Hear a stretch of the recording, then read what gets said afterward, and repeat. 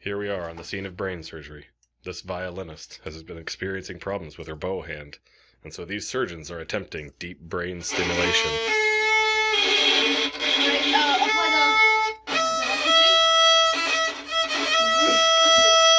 Applying electricity now.